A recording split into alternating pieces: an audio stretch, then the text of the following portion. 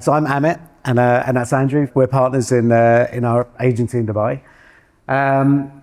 So our journey started 20 years ago. So we created a digital-first marketing agency in Dubai shortly after moving there. And I guess in those days we wanted to do something slightly different, which was to take some of the fluff out of marketing and really kind of focus on really kind of generating results, which ultimately for businesses is generating revenue. And so I guess we've kind of obsessed about that. I know I have. I just got a different kind of fluff. But yeah, for sort of 2 decades, I've really kind of obsessed about how we can get closer and closer to delivering revenue for a client.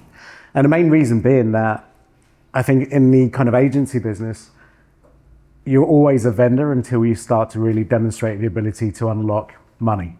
And at that point, you become a partner.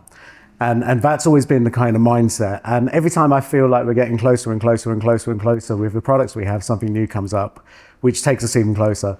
And that's kind of really what took our journey from now owning sort of multiple marketing agencies across the world to the launch of the NEXA AI Lab, which we launched earlier this year. And the role of the NEXA AI Lab is really to sit above our marketing agencies and to use kind of innovative, practical AI to really kind of help companies to generate more income, more revenue, and be more efficient in the process. And so the lab isn't sort of everything to everyone. It very much focuses on what we're good at and where our experience is, which is really around sales, around marketing and customer service. So when Scott put that slide up earlier, I was virtually high-fiving him because it's very kind of true to what we're trying to do in this space. Yeah, I guess that's kind of it, right? In terms of a bit of an intro. And obviously with Chipp, what we've now got, we're powering the labs through Chipp that allows us to kind of deliver these solutions out there to clients. So I think what we've got to kind of walk through with you today is not a calculus example that kind of blew my mind on. So that's phenomenal. We've got hospitality on a hotel for anyone. But back to Amit's point, we've always tried to kind of look at what is that kind of frictionless environment. How can we provide real value to clients from day one? How can we attach revenue? And ultimately, from a business perspective, the closer we can get to revenue, the better the relationship is with the client as well. So with that in mind, we kind of looked at that sales and marketing piece, and currently the models are broken really in the way that we engage with brands, right? If we take a website example, I have to go in, I have to fill out a form, I put my name, I put this, and that's just not natural, right? It's not. We've been forced to do that, right? Because basically technology has forced us to do that. So now, obviously, we forced people to do that for the last 20 years because we thought it was best to put a landing page and then have a form, and then people fill out the form, and the amount of times that people say no one fills out the form, and I'll be like, yes they do, but in the back of my head they go, no they don't. So now we're exploring the whole kind of space of conversational commerce, right? So now we have the ability to engage and have a conversation. How can we do that with a brand, right? So that first kind of spark of conversation or initial inquiry into a brand or a company, how can we make that easier? How can we make that a softer landing? So that's why we wanted to show you what we've done with one of our hospitality clients. So if we want to pull up. Yeah, just to go back, we started our relationship with Chipp, I think earlier this year. Yes.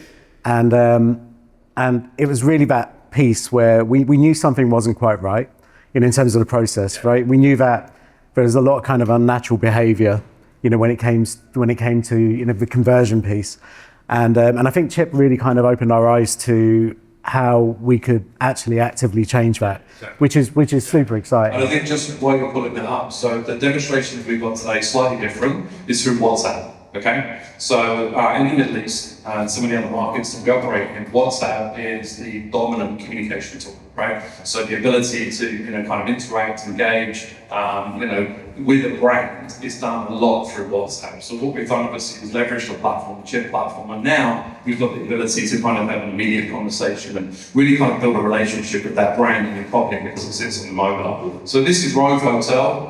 They're a group of hotels based in Dubai. Actually quite nice if you want to come to Dubai. Obviously, if you'll speak to me and Amit, you can speak to Stripe about payments. You can speak to coming to Dubai about me and Amit. But this is Rove Hotels. So this is one of our clients. And what we've got now, obviously, is that kind of nice little chat bar, right? Yeah, and it's one of these things where I think in probably about 60 or 70% of the world, you're just going to keep seeing more of those little WhatsApp buttons instead of a chatbot. And I think there's a couple of reasons for that. So for your traditional chatbot, I think we almost ruined 4 or 5 years ago when we were starting to build out these very kind of programmatic, step-by-step kind of layer chats that were very robotic. More often than not, didn't really help you, but just wasted people's time. And for that reason, I think actually adoption in the Middle East and definitely in some of the markets, the chatbots just never took off, right? Nobody used them, even if they're sitting on a website. Nobody ever clicked on them because they knew that actually their expectations were never going to be met. WhatsApp kind of changes that a little bit because it's native to someone's phone. And a lot of people have WhatsApp. So in a lot of markets we operate, there's like near 100% market penetration in WhatsApp. But secondly, just by default, and because it's WhatsApp, you almost feel as if you're going to have a real conversation with somebody.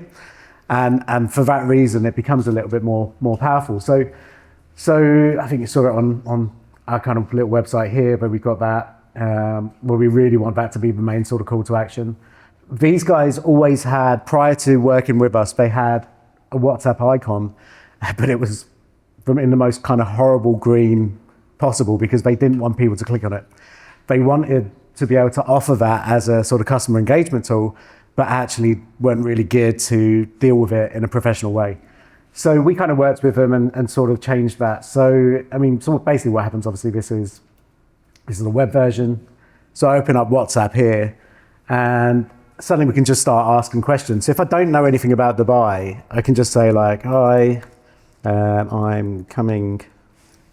I'm going to do lots of typos on purpose, just to show how good this is. I'm coming to Dubai next week for a conference.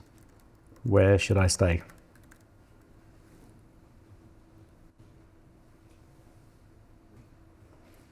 And so, live demo thing, so. I know. By the way, we never do live demos, but we felt because this is a Chipp live demo, we're in a safe space. So, so basically, it's saying, okay, it's making some assumptions here. Since you're coming to Dubai, blah blah blah. Where's the event? So I'll say it's at the trade center. And I think obviously at this point we personalised that engagement as well. So they wanted to make it a person, meaning at the roast level. They wanted to kind of engage. They wanted a friendly, approachable dynamic. Back to Alan's point previously, they just didn't have the staffing capability, right? So monitor conversations 24/7. Now we have. Yeah, and plus the internationalness of Dubai. So you have people coming in from all over the world, different languages and all that kind of stuff. That just created more kind of complexity for them.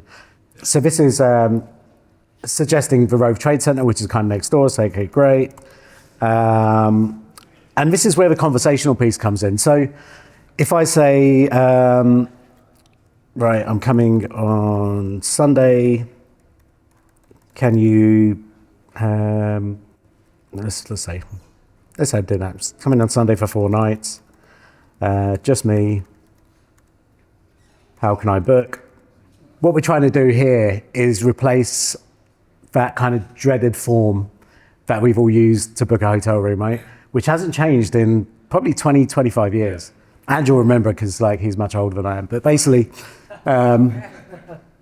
for as long as I can remember, it's always check-in date, check-out date, number of adults, number of kids, promo code, all of that kind of stuff that you've always got to fill out in order to do this. So what this is doing is basically disrupting all of that and bypassing all of that. So just from the basic information I've given, it's now just sent me a booking link, which pulls in all the information that I'm coming in on Sunday, I'm coming for 4 nights, because it already identified which hotel, it's now picked out that hotel. And now all I've got to do is select the rate and book. So it's kind of bypassed quite a few different steps here. And I think back to the kind of conversational commerce piece, if you go back, and I don't know if you forgot, but your wife's coming. So perhaps you need to mention that your wife's coming to the wine after the conference. So what you can do now is you can carry that conversation within this window. That was what my wife. My wife wants to go. Okay, put it like that. So now, obviously, instead of having to go into that form and go back and then try and refresh the page and then all the information disappears, it can now kind of make that instant adjustment, right, to that booking. So now what you've got is all of that kind of like hard work or friction. When you come in and filling out forms, you kind of completely make that disappear. Now, obviously, they are, this is the main driver for them. As far as, they wanted to build a communication tool that allowed them to increase revenue booking, right? Obviously, we can talk about the concierge piece as well, but we want to show the dashboard and then kind of... Yeah, so that revenue piece for us was always the driving sort of factor behind it. So what's interesting is we basically said, look, whatever we do for them, we want to be able to track everything, right? So we want to make sure that whatever conversations are happening through WhatsApp, literally we can track revenue by the dollar. And if we can do that, then we have something quite interesting. So this is actually their sort of live dashboard that we've built for them. And it's only been live for just over, 2 to 3 weeks now. And actually what's been really interesting here is they're a little bit nervous. So they wanted to keep their existing WhatsApp live, which is being used by old guests. So people that have engaged with that in the past to make bookings. And they wanted to put this live on a website to engage with the new guests, right? So people that typically hadn't made the bookings with them in the past. And what's happening here, and I'll run through some of the data and I'll kind of share what the insights are. But right now, so we've had just under 1,000 chats in here. They've had a lot of people coming back. They've made 20 bookings. They've generated just under $12,000 of revenue, which is accurate. The response time is typically less than 6 seconds, which just means that if someone's in a market and they want some information and they want some help, they're getting it instantly, right, without any kind of delay. And it's quite nice. So in terms of the average interactions, there's about 9 different sort of chats that are going on within a conversation. We're tracking human escalations as well. Number of kind of booking links that have been shared. This is the next part of this that we want to look at is how do we engage in-house guests for upsells, for cross-selling different services, restaurant bookings, all that kind of stuff. So again, we want to kind of drive more. So we're tracking all the different types of languages. So there's been a few here, but this has been the most interesting part, which is where this is really being used. So people from all over the world in just 2.5, 3 weeks have already sort of engaged in this. Which is great. And again, you imagine it, right? As a 24/7 kind of business or a 24/7 service, now there's no kind of barrier to great customer service there. And New Zealand as well. Yeah, exactly right. And again, we're just tracking volumes here. And then this is quite nice as well. So we're then breaking down the analysis of every single conversation to be able to help the hotel to kind of determine what kind of questions are people asking. So is that something that they've incorporate into marketing campaigns, new content on their website, generally just even if it's an FAQ that they need to do, how do we kind of help them become even better at what they do from a customer? Yeah, I mean, this data piece has actually become a bigger conversation. What's interesting is obviously when we first spoke to them, when we first started building this out, it was all around customer service and revenue. But now the amount of data that's being pulled into this environment, and obviously we've got a dashboard that's real time, it is kind of helping them understand, okay, what parts of the business do we need to be considered? So people are asking, can I store my luggage anywhere, right? What's the cost of getting a taxi from the airport to the hotel? All of these information can be pulled in, and then ultimately that's actually helping them in their search perspective in AEO as well. So they're now producing content on the back of some of these results that then feeds into their other part of their business, right? To help them overall. So I think the data piece is something that almost kind of presented itself once we went live and started to see kind of real information that's coming through, right? Yeah. This obviously, is something that we're now, actively out there and talking to all business, right? So at the moment, imagine any kind of consumer-facing environment. It may be, an e-commerce shop, for example. It can be, airlines, rent a car, whatever the case may be. We're doing it in B2B environment as well. So we're running, kind of campaigns and lead gen ads back to those conversations from a sales agent perspective. But Allianz is another one that's currently kind of, testing this internally at the moment, but specifically for travel insurance. So in order, again, to get a quotation in place, they need certain criteria, certain questions. So where are you traveling to? How many travelers? What's the age of the traveller? And it's wildly frustrating. Again, you're having to fill out a form. Why do I have to fill out a form, right? Because that's currently what everyone does, yeah? But it's wildly frustrating. So how can we make that now conversational? And obviously now, I can kind of type through this here. Currently in this as well, we've kept the chat open. Again, clients kind of want that open piece in here. And obviously, out of the box is multilingual, so that's the other great thing. Just so happens we get to test that multilingual environment quite a lot in Dubai, because obviously it's a melting pot globally. So it's quite cool how we kind of see some of these things in. So these are the ones that they need initially. Again, we want to make it conversational. So it's like next Tuesday for 7 days. I'm not having to put in specific dates. I'm not having to be, really analytical in the data that I'm providing. We want to make it conversational. That kind of pulls in, and then ultimately it comes through. Yes. Sorry. I'm 40. Yeah, all right. 10 years ago. So again, if everyone's booked, or if anyone's booked like insurance online, it is like the worst experience typically, right? So you're having to fill out these long forms, and most of the time, you can make assumptions with so many of these kind of data fields, right? And and so that's what we've kind of programmed into this. So again, the fact that it's just conversational. So from one sentence, I said, I want to go to the UK. I want to go next Tuesday for 7 days. It's figured all about out for me. One person, age 40. This becomes quite interesting now, because straight away it gives me my quote. So I can now then go straight into their booking engine, and it now gives me this, and I can now look at the different terms and conditions, the different coverages, and ultimately then I can just make a booking. And then again, much like before, again, Amit's forgotten his wife's traveling with him, where he's going to be, skiing while he's away. Instantly you can change that quote conversational, right? I think one of the interesting use cases, we're speaking about this actually, because we've got it in that kind of chat environment, and it is conversational, there may be a point when you don't even need a website, right, to engage potentially with customers. So if you've got that data and you've got that information, take your phone off us. Hopefully he's running a car. Oh, we forgot about the big one then, right? Oh yeah, true, yeah. And I think that's quite a nice part. The personality piece is really important. So for Rove, where was it?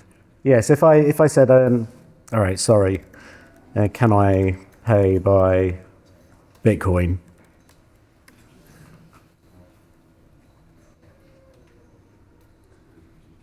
Yeah, they wanted some humor in there. They wanted the bot to have some level of personality. Yeah, I mean, if you ever want to invent a Rove coin, let me know, sort of thing. It's like, again, they want some personality. They want someone to have a bit of fun while they're talking to it as well. But yeah, similar to this. So if I say my wife's 35.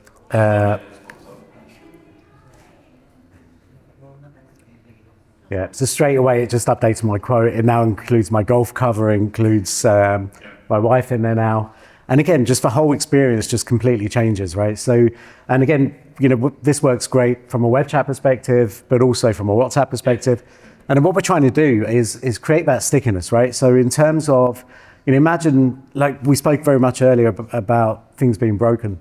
Well, the need to go back continuously to a website to repeat the same process also feels broken, right? So if now we've got something that's native to our phones, which is maybe WhatsApp, and all we now ever need to do, whether to book travel insurance or whether to book a hotel room, is just open up the WhatsApp and say, oh, by the way, book me a room for next week. That just feels so much more natural and modern compared to what we've been kind of almost forcing ourselves to think is normal for the last 20 years or whatever, since the internet became very prominent for all of these things. And we just think there's something super important in that sort of conversational commerce piece that is just open to disruption. Yeah. We're testing it with the flower company at the moment in Dubai, mainly for lazy husbands. When you come in and you jump on the website and you go, oh, it's my wife's birthday tomorrow, I don't want to stop at a gas station. What flowers do you recommend? What does she like? It's that whole conversation, right? What's your budget? Does she like this type of flowers, these colors? Do you want teddy bear with it? Do you want chocolates? So again, it's that kind of, we're calling that the concierge piece, but it's still conversational commerce where you're kind of bouncing in there. We're working with Shopify at the moment, which we think is going to be even more interesting. So that's going to allow us then to really kind of intercept that whole e-commerce online shopping experience. Again, where we can just do things very kind of seamlessly without having to go back and browse through hundreds of pages to look for one gift or whatever that looks like. So yeah, super exciting. We should be quiet now, right? Let's give a round of applause. Yeah.